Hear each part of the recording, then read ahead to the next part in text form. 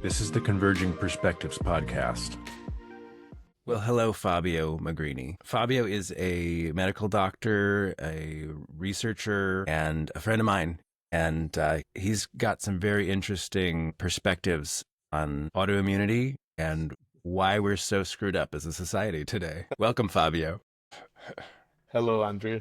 Yeah, thank you for having me. We've known each other for a few years. We started really kind of communicating now since COVID, right? Which was a very difficult time, but at the same time, it was a really kind of transformational time, I find, for a lot of things, for the better or worse. And I come from a very traditional scientific background. I've been working in the biomedical sciences for most of my life, so for the last 30 years at least. And then most of this time was actually in the pharmaceutical industry where I was doing clinical research, mostly in autoimmune disease. With COVID and my own personal experience with COVID, I started asking myself a lot of questions in the sense, on one hand, I was looking at my patients in the studies that I was managing and seeing very interesting trends in the correspondence between autoimmunity, inflammation, and socioeconomic status, but also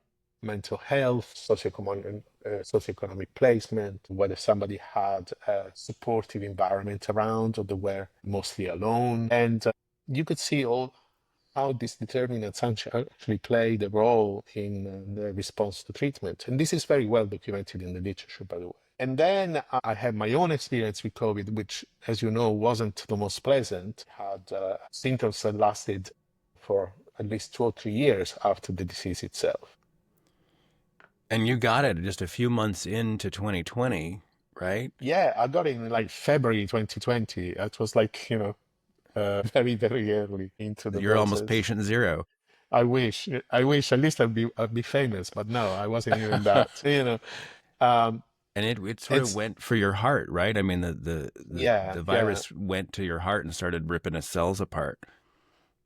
yeah. The symptoms are very different from what was described at that time, and so actually that also made it very different for me to get help because a lot of the doctors didn't see the cough and a decline in oxygen levels, and so they dismissed my situation as not urgent. But I was very sick, my blood pressure kind of skyrocketed, my heart rate was, permanently high. And eventually I got admitted into hospital, and then I started my journey within the health system. And it was a journey that was quite jarring in a way because I always looked at the health system from the perspective of the on the other side, right? So the one kind of looking at patients, either in the clinic or in clinical research. I was always on the side of the provider, right? And so there is always the temptation to actually kind of box people into categories and kind of think about the symptom rather than the person. Then when the card turned and I became the patient, I actually realized how limited, but not just limited, also kind of intrinsically toxic this environment has become. And so that experience finally led me in 2023 to um, realize that really my place in the health system wasn't the one that I was occupying, and I started kind of thinking about myself as somebody that should um, really refocus my attention on the patients and on people in need rather than the conventional, highly reductionist scientific thinking that we are suffering from now. Part of this process was actually also to realize that there is a deep connection between mental health and physical. Yet again, it's not something that we don't know, but it's something that we know, but we tend to ignore. And that led me to think about why we ignore it and how this works, right? How is this relationship between physical and mental health works in practice and how it affects our well-being at a general level. And so, I started from a point that was very scientific and very medical, and then I found myself reading history, studying philosophy, looking at archaeology and paleontology, this kind of paleogenetics and paleophysiology. And, I dug myself a little bit in a rabbit hole. That was very interesting because instinctually I felt that there was something amiss in our thinking. And then looking at all of the scientific evidence emerging and all of the historical evidence, a pattern starts forming, which suggests that we're actually going down the wrong path, and we have been doing so for a very long time, and kind of seem to be trapped into a loop that doesn't allow us to snap out of a reality that is actually making sicker and increasing our disease state rather than improving it in spite of all the technology and scientific advancements. From the 1950s till today, the rate of chronic disease has skyrocketed. Now approximately 25% of the population, at least in this country, has chronic disease. And we And certainly didn't evolve to be chronically diseased. we did not evolve to be chronically diseased. Life expectancy from 1995 till today is actually decreased in a quite significant way in the US. And these decreases affect selectively certain ethnic and socioeconomic groups. And so there is a relationship between living in a very artificial belief system and the development of chronic disease, in spite, again, of the huge progress that we made in the understanding of human physiology and human biology. So people are getting more deluded the more advanced science gets. Well, not quite. I wouldn't put it quite like that. I would say that in a way we're probably going down the wrong path in spite of the evidence that we are accumulating that we are. I think that there is a lot of science now that supports a certain perspective, but there is a lot of resistance in following that perspective. Yeah. Because it requires a significant change in the way we actually look at ourselves as a species. The movie Idiocracy immediately pops into my mind. It's like Yeah, some of the people in society are pretty smart, but they're not procreating as much. And yeah, therefore, if this continues, we're in trouble. yeah. I mean, my main worry is actually for the younger generations. There's a significant evidence that the rise of chronic disease and mental health disorder is actually exponentially higher in the younger generations than it has been ever. The rate of obesity, chronic disease in children is really, really increasing at worrying levels. That's our future, right? I don't think that's a nefarious agency that wants us to be Fat and sick. fat and sick. I think we created a system that encourages sickness rather than wellness. And that preys on people's weaknesses to get them to consume more. It's the system, a system in which we have convinced ourselves that we have to go against what essentially is instincts to follow up a system, right? And so to do that, you have to convince people that black is white and, right is wrong. So other than obviously advertising getting more successful, the work of Edward Bernays being expanded to be quite effective at selling children sugary cereals as if it's actually food. What else is sort of catching us in this net that just keeps tightening around us? I mean, that's a really interesting question. That's where, my thinking has been over the last few years.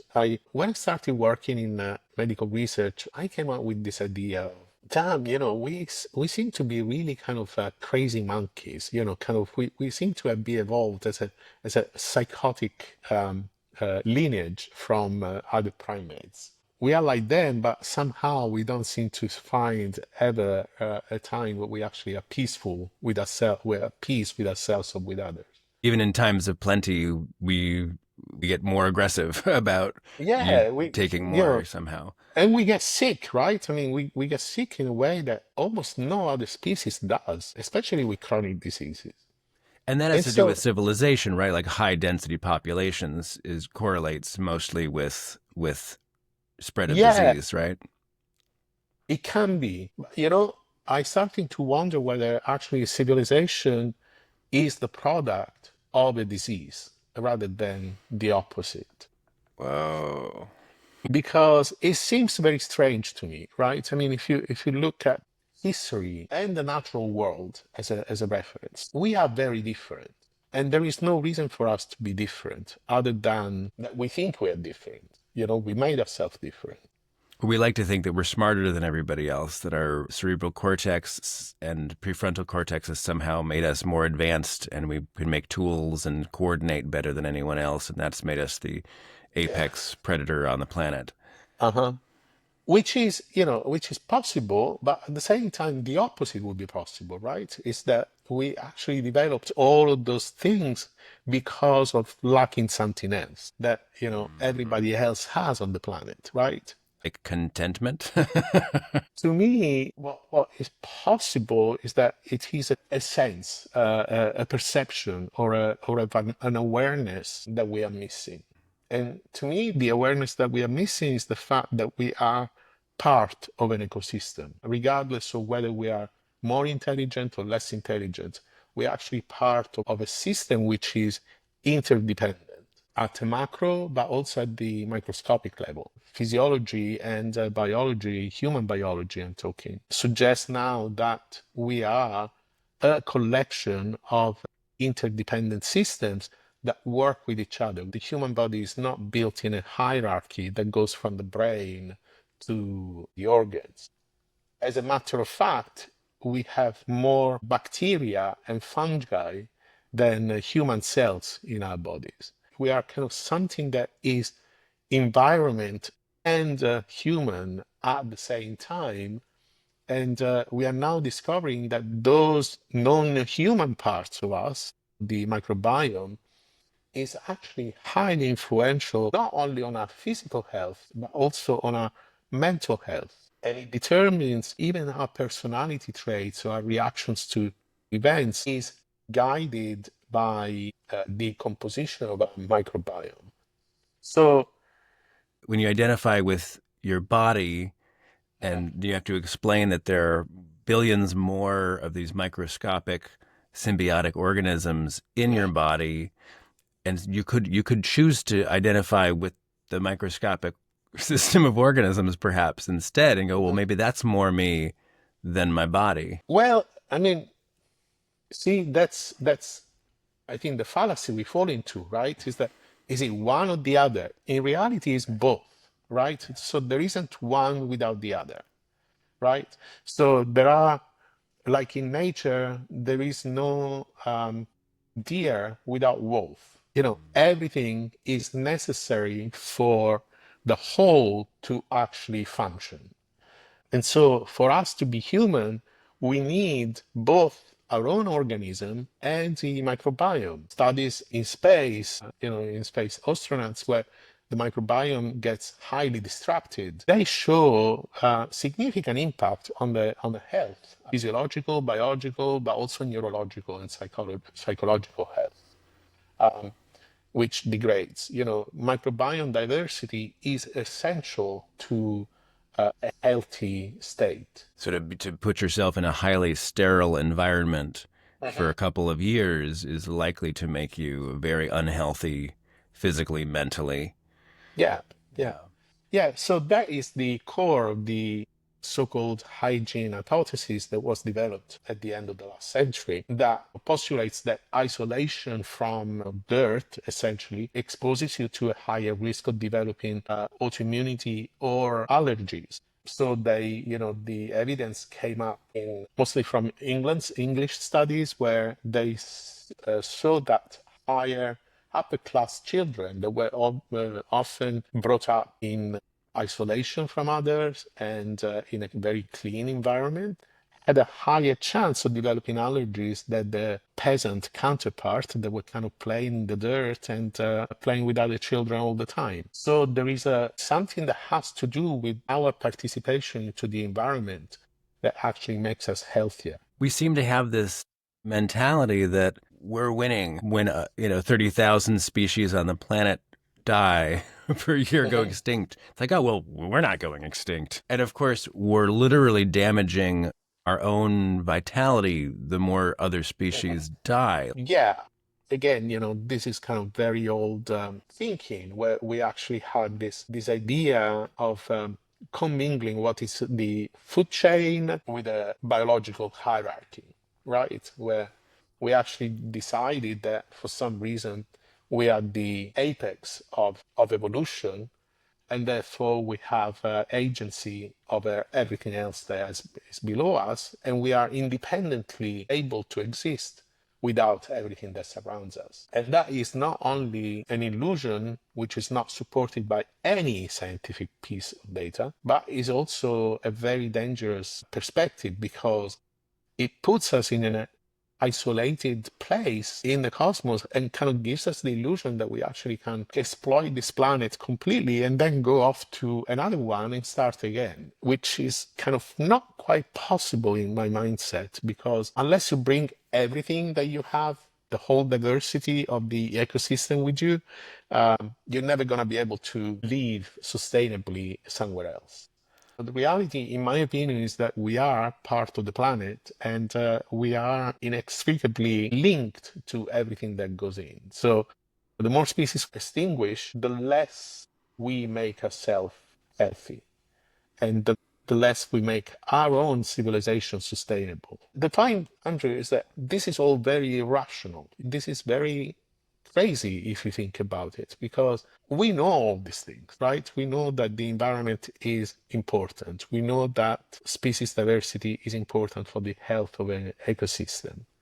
We are seeing the damage that is caused by changing ecosystems in a irresponsible way. And we continue to see that. But we almost kind of find ourselves unable to stop ourselves from doing it. Right. Why? And so that was the question that I started asking myself. That's when you kind of move from the science piece to the more intangible piece of philosophy or history or even a myth, right? Because there is this myth that is persistent across cultures, that at some point we have lost ourselves, right? We actually lost our connection to To nature. how things work. Well, the Garden of Eden, it being one of the biggest examples in the Judeo-Christian Western literature, this idea that we were at one with the garden as God created it, and then at some point we ate from the tree of knowledge of good and evil, and then we were banished from the garden. So now we can never come back into this sort of equilibrium, this healthy ecosystem of nature. Now we must always live to toil, tilling the soil, and make our own world, basically. Yeah. Well, that was the beginning of human suffering, right? Right. And the same is represented across many, many civilizations. And so why? Why did we create agrarian civilizations? Why did we start farming and creating language? So that, to me, is very interesting. And, and again, we can only look at the data, right? And what we know. There is a lot of information emerging from the deforestation of the Amazon. I don't know if you're aware of that, because what happened is that the deforestation of the Amazon kind of brought up the evidence for very ancient civilizations living in that area. And, we have evidence that shows that over 30,000 years ago, so about 20,000 years before the agricultural revolution, the Neolithic era, those civilizations were living in the Amazon, and they were using bioengineering at a very sophisticated level. Literally, they were cultivating the Amazon to become a source for diversity, but also for life. There is evidence of this terra nigra. I don't know if you heard of it. Terra nigra is basically a form of soil that is self-sustainable, so it's inextinguishable. Somehow you can keep cultivating on it, and it keeps giving. There is such a thing in modern agriculture called soil depletion, where when you keep using the soil, you extract all of the nutrients. This type of soil that is being found in the Amazons actually doesn't have this problem. It keeps renewing itself, and it keeps giving. Well, thanks for telling us, Fabio. Now we're going to go and steal all that soil and import it to the places where it's needed. Well, but you can do it. Again, This is the essence of permaculture practices, which are very, very established in traditional cultures across the planet. Permaculture is practiced in the Far East quite extensively. It is practiced in traditional indigenous farming. Uh, and frankly, I experienced it myself in my own backyard when we actually started kind of putting mushroom compost and manure into the backyard. I live in La Mesa, which is like basically borderline to a desert. I mean, now we're in August and I'm still kind of growing strawberries from the ground. And when you move to the back of the yard and you go into the area which is cultivated as a farm, you can actually feel that the air is not only cooler, but it's also wetter.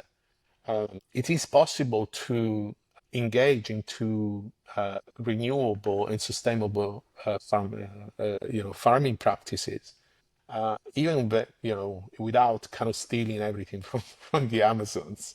But the point of what I was trying to say is that there is evidence that 30,000 years ago there were civilizations that were living at a very advanced level, maybe not technologically advanced in the way that we think technology today, and maybe not in a civilization that as what we indicate to be today, right? But there were highly sophisticated social structures that predate the Neolithic period.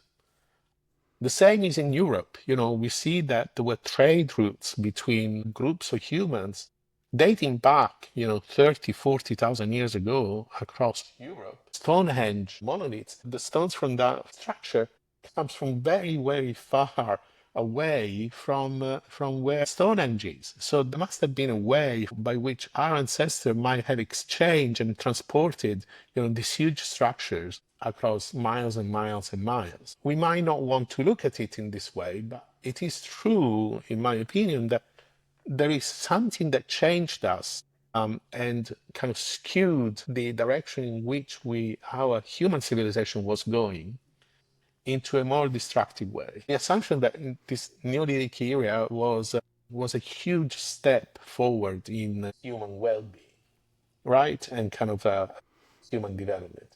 In reality, we see the opposite. In the Neolithic era, we actually start seeing the onset of disease, infected diseases become prevalent, malnutrition becomes prevalent, deformities become prevalent.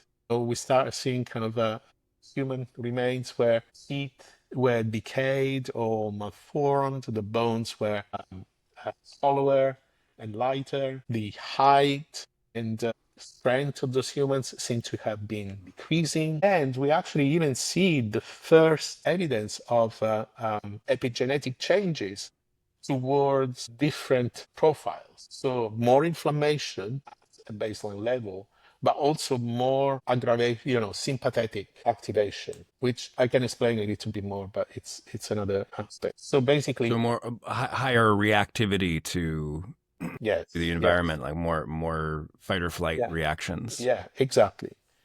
And what's interesting is also we see the first evidence of systemic violence and warfare during this period. The general narrative is that that was a result of human concentration and competition for resources. So because these kind of big state cities were created, they started fighting against each other, competing for resources.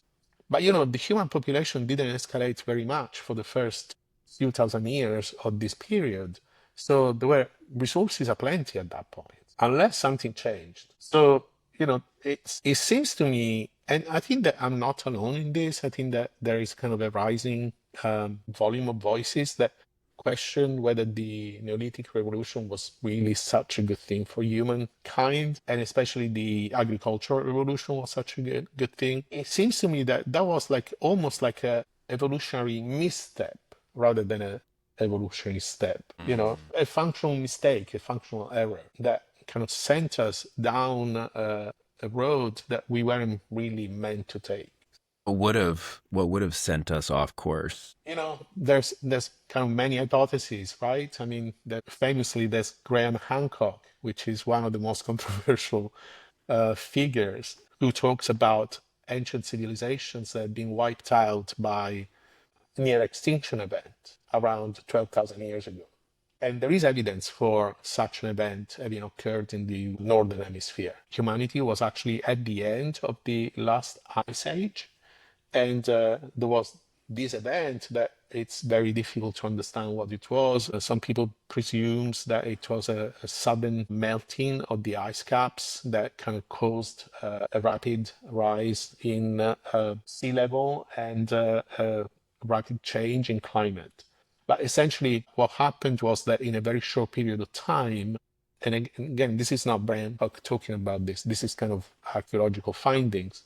In a very short period of time, the climate changed drastically from mild, moderate climate to a very cold and dry climate in the space of years, if not months. And this period is called the Younger Dryads. And so it was a very difficult time because the landscape changed very rapidly. And so the resources became very scarce, very, very rapidly for a very long time.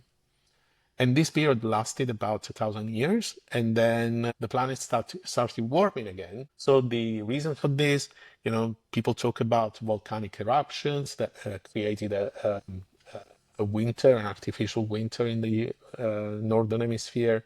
Graham Hancock and others talk about probably a meteorite strike, similar to the one that kind of destroyed the dinosaurs. Others talk about a great flood or rapid melting of the ice caps. Others talk about a rapid release of melted water from natural reservoirs. So there are kind of a number of hypotheses around this. But the outcome is that there was a very rapid climate change that really depleted a lot of resources. And then what emerged of humanity seemed to be very transformed at the end of this period from what humanity was like before. And transformed in what way?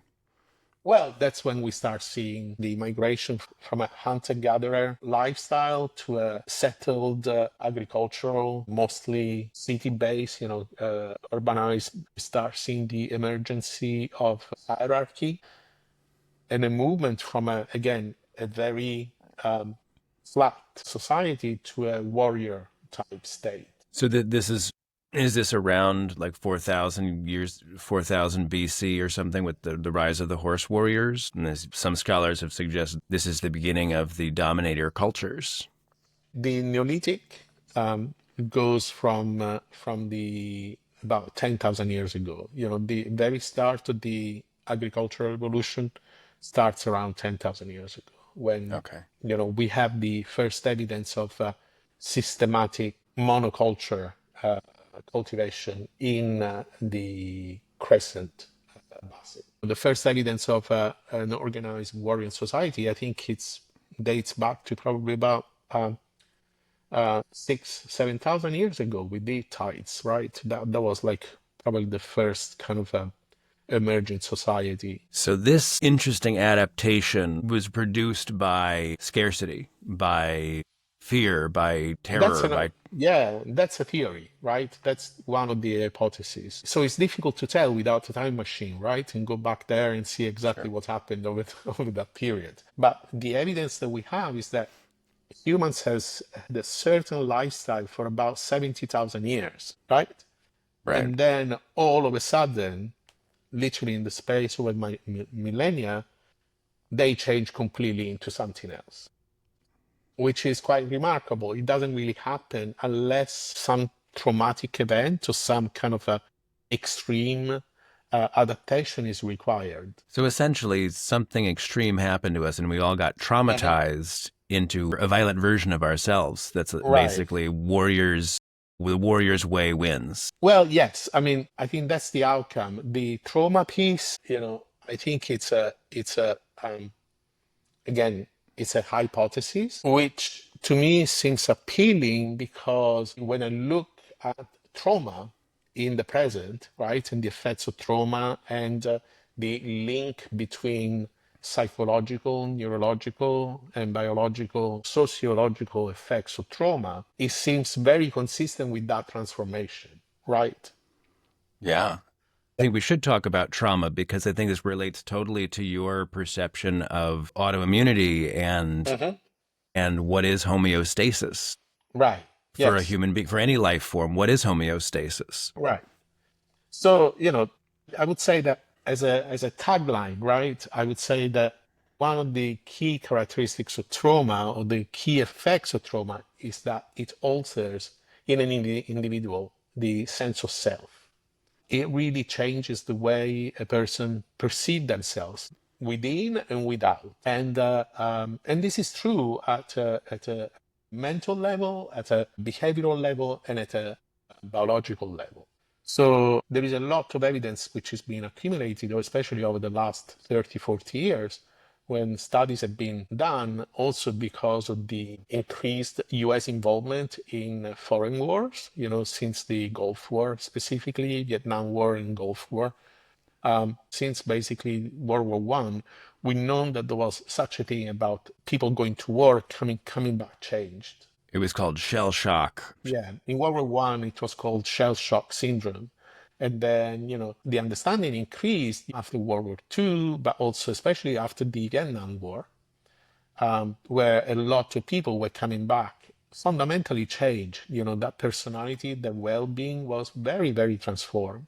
And finally, in the 1980s and 1990s, this disorder has been categorized as a post-traumatic stress disorder, PTSD, which is what we all know now to be, Trauma. which is trauma. People are kind of exposed to extreme events. They are often forced to do things that they would rather not do, or commit actions that deeply scar their personality, and they come back changed. So there's been a number of studies being performed on PTSD survivors, trauma survivors, showing that the risk of these people developing autoimmune and chronic disease is at least twice as much as high to the normal population. Whoa. So the trauma is Mhm. literally restricting their immune system in some way. It's altering the immune system in a significant way, but it's also altering a lot of other body systems. So trauma is also associated, for instance, with dysbiosis. So for a change in gut flora, gut bacteria. Other studies then looked at the effect of childhood trauma. So childhood trauma survivors also have a twice increased risk of developing autoimmune disease and chronic disease in adulthood compared to the general population. The way we look at it, we look at trauma as something psychological and autoimmune disease as something physiological. But in reality, there is evidence that those two systems are highly connected and work as a network. And what do they represent? In my opinion, and again, I'm not alone in this thinking, but I think I tend to express this in a slightly different way. There is an alteration of the sense of self. This trauma changes the sense of self. What does that mean? That changes the way we perceive ourselves in relationship to others and in relationship to ourselves.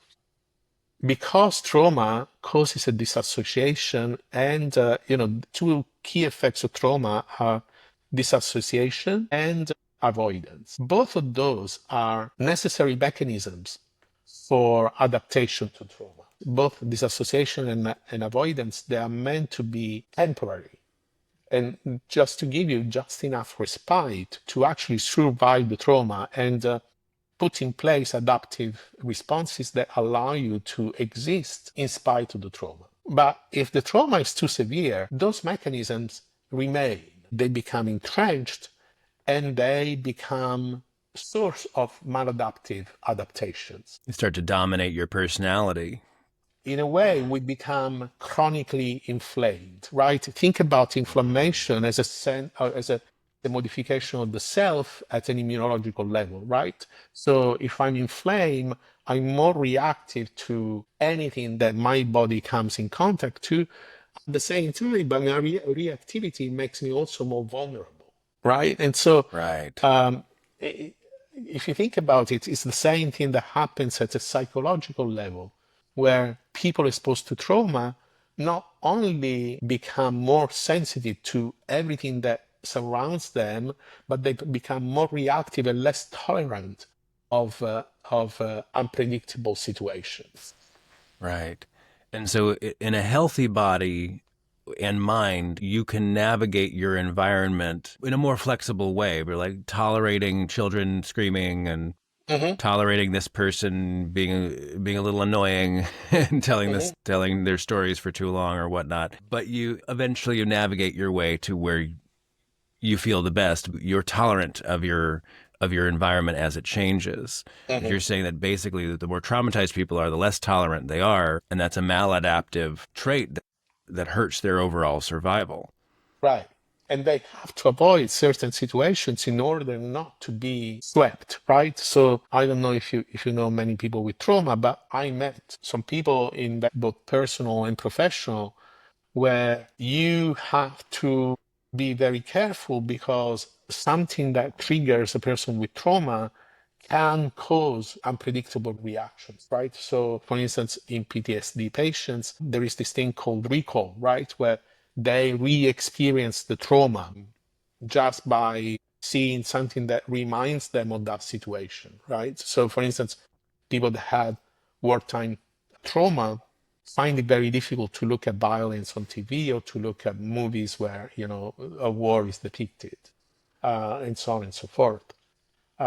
Victims of sexual trauma find it very difficult to witness physical contact or experience physical contact because that kind of might be a reminder of trauma.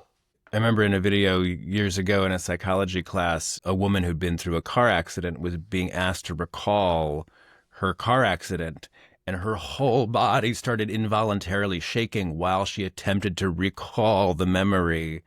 And that it took a number of sessions, and I think cognitive behavioral therapy for her to eventually be able to calmly recount the story. Exactly.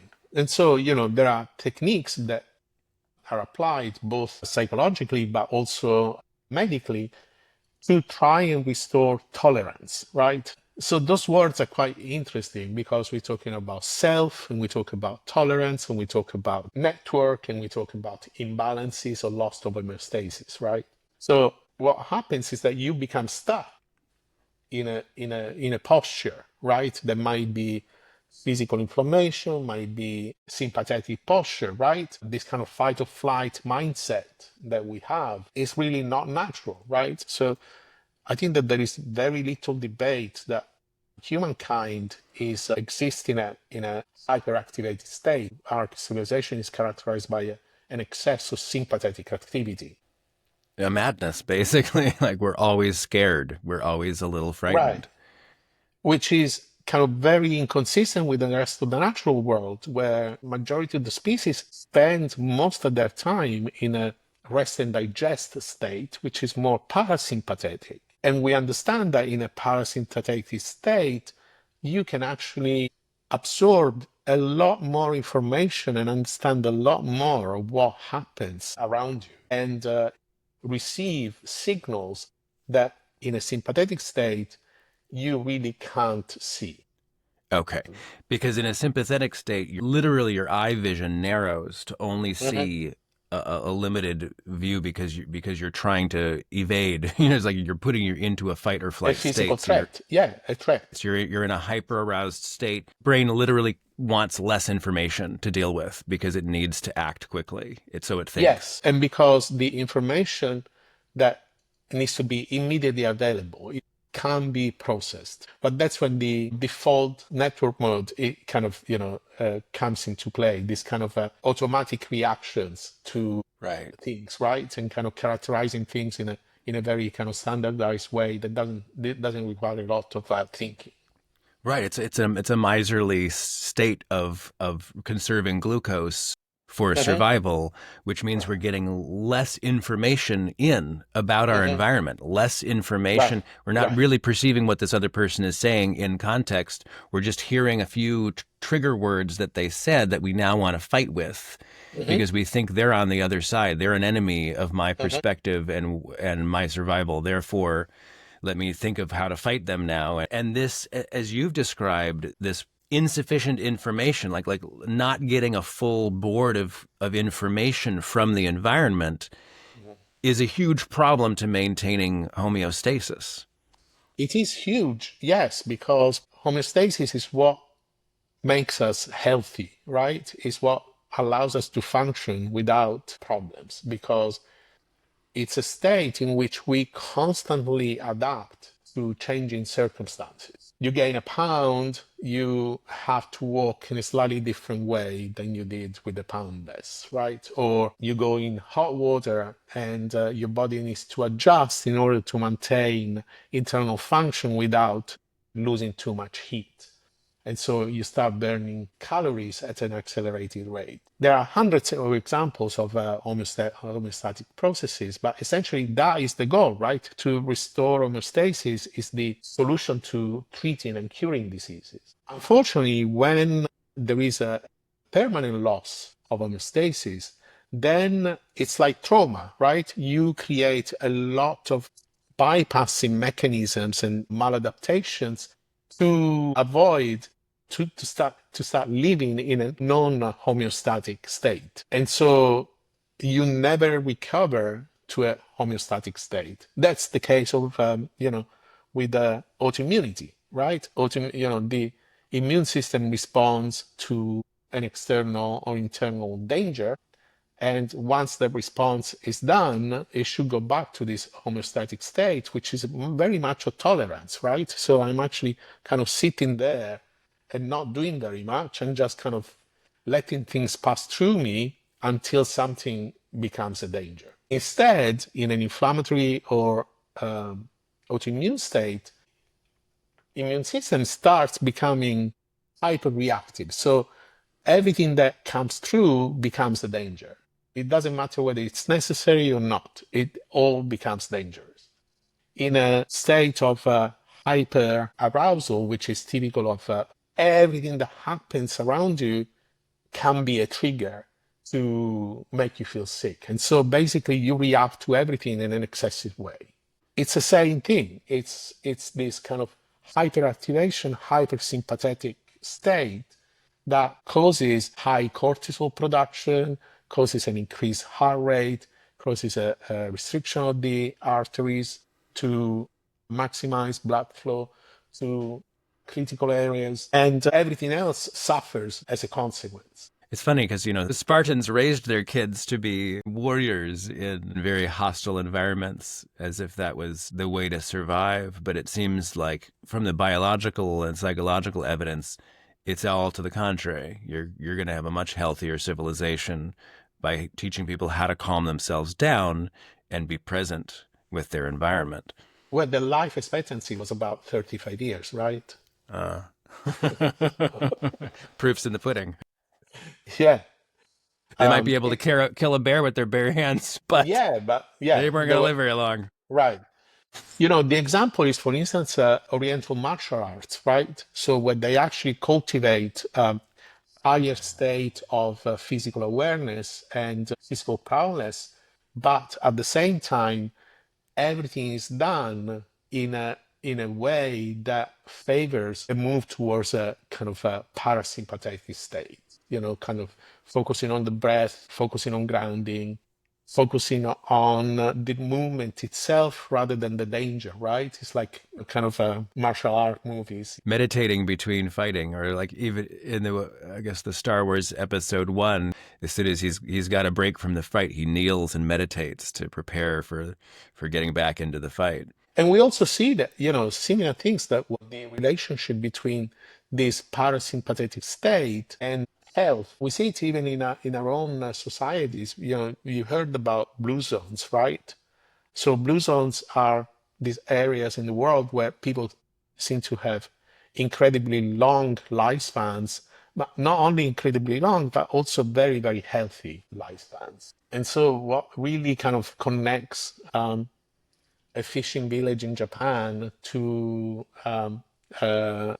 the I think that the Methodist Christians in Orange County is actually the fact that they both have a very deep sense of belief. They also have a very deep sense of community, and they process life with a very, very slow pace. And have access to good fruits and vegetables. That's funny because, for instance, there were like studies in Sardinia, which is another place where there is a blue zone, and people in Sardinia drink a lot of wine and liquor and smoke a lot of tobacco. And so, all things that we actually think are kind of really bad for your health. So it's it's something that goes beyond just nutrition and availability of food. You know, Okinawa, which is another area of this, their nutrition is very imbalanced because it's mostly fish and very little vegetables because of where they live. If you go to the Inuits in the Arctic Circle, they basically just eat protein and fat. Right. So, nutrition alone does not explain the kind of extended lifespans of these populations. Since that community does. Community is a very significant factor in human well-being. You've said something very interesting to me before about what the body and the mind are doing all the time is deciding what is me versus what is not me. Because we have all these symbiotic organisms in our body right now without which we would not survive. We've kind of decided that's me. All of those whatever number of billion symbiotic organisms in me are like, you're me, you're me, you're me. That virus that's coming in, not me. And so that kind of negotiation with the environment, which is happening constantly in the background, that's what's going on as well when we talk about autoimmune disease. And it's also definitely happening when we're talking about polarization. That Republican's not me. Oh, that Democrat's not me. It's like actually they are. Actually, Trump is you, in a sense. Yeah, you can say that. Well, it is again, we are part of an ecosystem, right? As a species. As a species, it's ridiculous, right? That we are the only species that has constant infights between ourselves and kind of seem to find reasons to actually not find differences rather than similarities between ourselves within a, but we also see that the more we isolate, the more we suffer, right? It's obvious there, and I don't want to go into too much detail because then we become very politically controversial, and I don't want to go there. But it is present at all levels that making ourselves be different is not healthy for our own survival. And the same is at an immune level. The more we become intolerant to the environment, the less we are able to survive it. So the more we say not me, Mhm. even though sometimes that's necessary, but if we say it all the time, we're less likely to survive. Well, I think that there is a difference between saying Andrew is not Fabio, right? And Fabio is not Andrew, and say we are two separate entities that have nothing in common and we have to no duty or no responsibility to share anything between ourselves. Cells in my body can say I am liver and I am lung, but they must understand that without the other can't really exist. I don't know, you've been to Mexico much? So you go to Mexico and you drink water from the tap as an American, and you start coming up with, really nasty, nasty, nasty diseases, right? But a person that lives in Mexico can drink from the tap without any problems. There is a program called Naked and Afraid, right? So they go to all these places that are actually kind of inhabited by local tribes. They have to boil the water everywhere they go because otherwise they get immediately sick, right? But in reality, people that live there and been living there for centuries can drink from the river without many problems. So that doesn't make, the Americans that go and do those things less human or more human than the indigenous people that live in those regions. It just makes one less tolerant than the other, right? So that is the concept of self. Concept of self does not define tolerance, or it doesn't have to define tolerance when it's kind of working well, right? Again, the DMN, the default mode network, is not there to react or to filter every piece of information that we come across with. It's there to allow us to negotiate our relationship with the environment. And so it's the loss of tolerance, it's the loss of the ability of see the connection or perceive the connection between ourselves and the water in the river, or picking an apple off the tree and kind of biting into it without washing it with, baking soda, without ill effects. That makes the difference between a homeostasis between ourselves and the environment and the lack of this homeostasis. It's not so much the fact that something is different, but it is our perception that that difference is actually dangerous. It's someone perceiving those laughing kids across the Mhm. street as dangerous hoodlums versus our neighborhood children. Right, right. Is the assumption that, there is a difference, right? There is a threat constantly, which is creating a lot of the problems that we have. But it is physiological, it is biological, in my opinion. It's dangerous for society, but at the same time, I think it's a reflection of the same problem, which is a loss of tolerance and a impaired and a distorted sense of self that we are acquiring, we are cultivating, right? Because then the more maladaptive strategies we employ to manage those situations, the more we actually fall apart and apart and apart. The more it becomes difficult to actually get back to a homeostasis. And this, I think, totally explains why Ken Wilber calls the mean green meme, or the progressive sort of social justice warriors Mhm. are doing exactly the wrong thing when they militantly attack people who are not tolerant enough. Mhm. This intolerance for intolerant people Right. just creates a cycle of heightened autoimmune response or heightened fight or flight mechanisms. The Mhm. more if you attack people, they're not going to get into a parasympathetic state in which they can learn new information. They're Mhm. just going to become more reactive and defensive, and get deeper rooted into their defensive Mhm. place of Yeah. not liking that racial group or that Mhm. immigrant population or that cultural group. It's Right. you cannot solve this problem by more violence. It has to be solved with the Mhm. opposite approach. Let's talk about how to heal this problem. How do we get human civilization on a better path towards more parasympathetic states, rather than this constantly heightened fight or flight, which is making us stupider and stupider and incapable of communicating with each other or our environment? Oh, you want a solution from me? Yeah.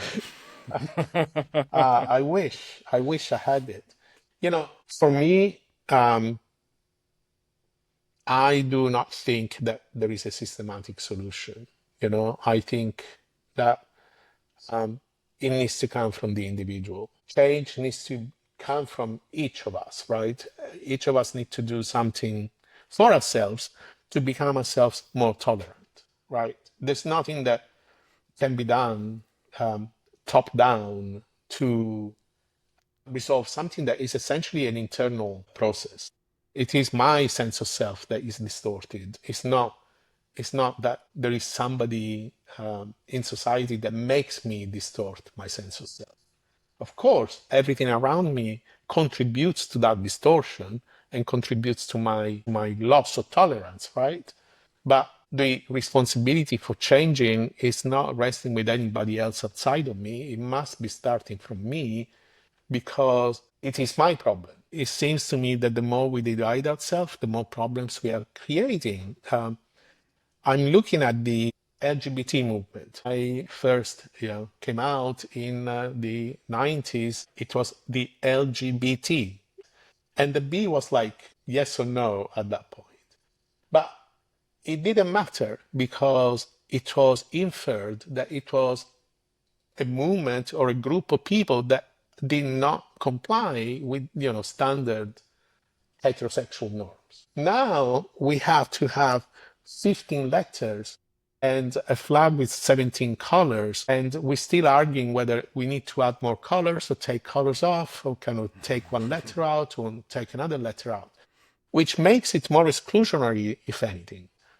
And it doesn't make sense to me to go to that level of definition or to pretend that we actually are, each of these groups becomes separate within the same social structure, right?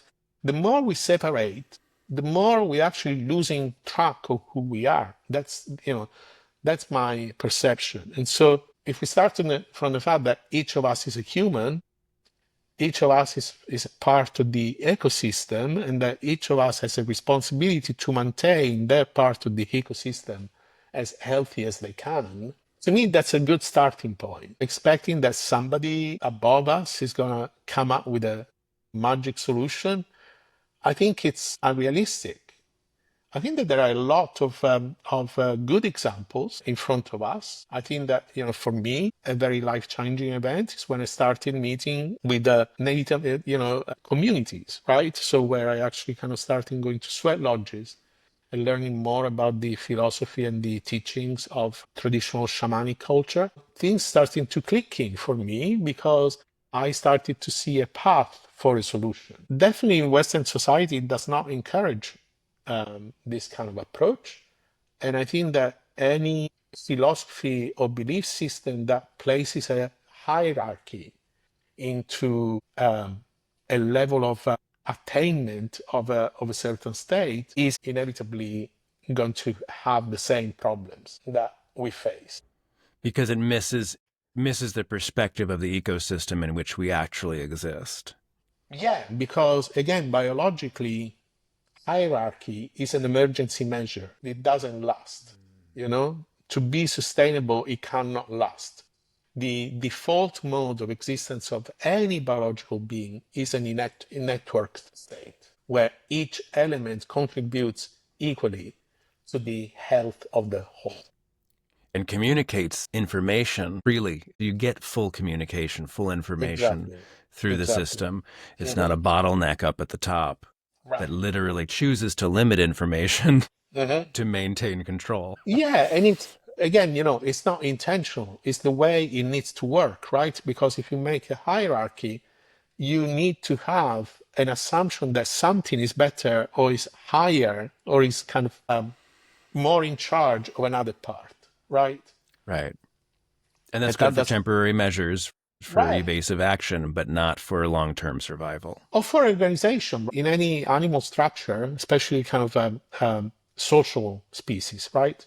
There is always a lead figure. But that lead figure is not leading all the time. It only leads when it needs to be, So in a pack of wolves, I don't know if you read the literature. There is a lot of interesting literature about the alpha state, right?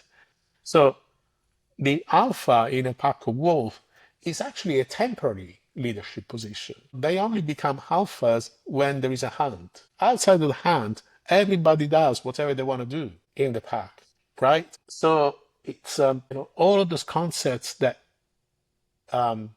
there is any type of permanent hierarchy in nature really falls apart on observation. And probably that's the most difficult thing to accept, because we are really, really, really stuck on this hierarchical model of nature. Interesting. Well, Fabio, I think this has been fascinating. I just love that there's this biological lens through which you can see that the immune system starts to break down because of a lack of biodiversity.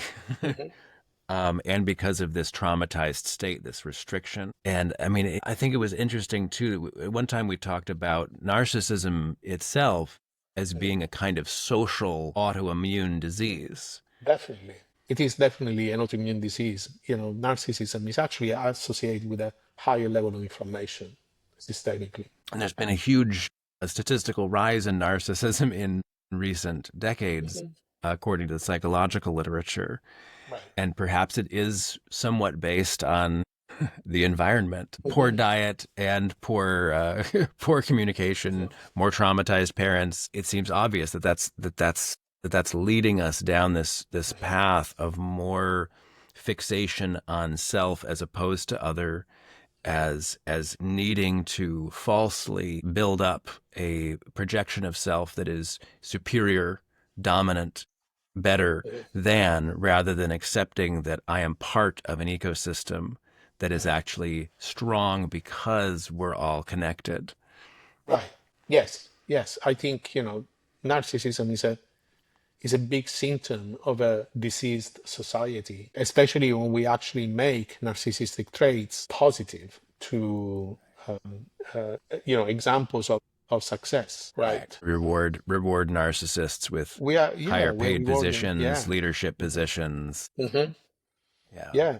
I mean, when we talk about billionaires, and if you think about it, becoming a billionaire is a very diseased state of a person that is never satisfied with what they have. And they have a need for accumulation and control, which is unchecked. It's it's a very, very diseased state. And and you see it in the behaviors and entrenchment of the few people that actually have that state into maintaining control and maintaining a position that is unattainable. And we hold So, that up as the American dream often, as like this is what you could be. A right. completely diseased person Yeah. separated from society by your wealth. And completely detached from reality or from what, the real need of the 99% of the populations are. The mythology of wanting to become king Uh-huh. is actually a very sick goal, because being king means you don't get to be yourself. You don't get to be a normal family man. You don't get to make choices that are for you and for your kin. You have to make all choices in an austere way to protect and preserve the kingdom. Yes. That's not Yeah. that's not how most people would like to live. If it's not a freedom that people seek. I think that the Tao Te Ching kind of talks about leadership in a very interesting way. So I think that the concept of the monarch or the leader as a servant is something that comes from that tradition, right? It's actually a sacrifice to be a leader rather than a privilege. Well, I think this is a lot of food for thought, and I'm very, very grateful, Fabio. I love how you put this together, all of this modern knowledge pinned to our past, Mhm. and beginning to understand why we are the way we are today, and Thank you. which gives us perspective on how we might turn the corner here and not destroy ourselves. Maybe it's an idea. I hope that more people at least engage in a conversation about this. I think that there isn't enough dialogue and debate about, different ideas. Thank you, Fabio. Well, thank you, Andrew.